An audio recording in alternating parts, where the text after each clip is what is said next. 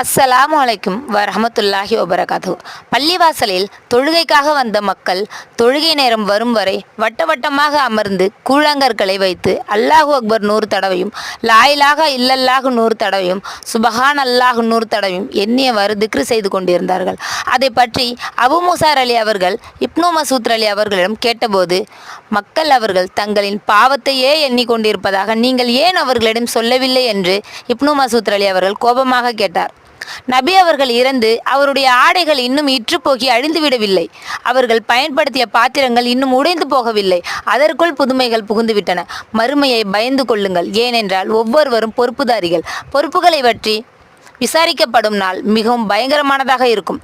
நபி ஸல்லல்லாஹு அலைஹி வஸல்லம் அவர்கள், எனக்கு பிறகு ஒரு காலம் வரும் என்றார்கள். அது அதைவிட மோசமானதாக இருக்கும் என்றார்கள். அஸ்ஸலாமு அலைக்கும் வரஹமத்துல்லாஹி வபரகாத்துஹு.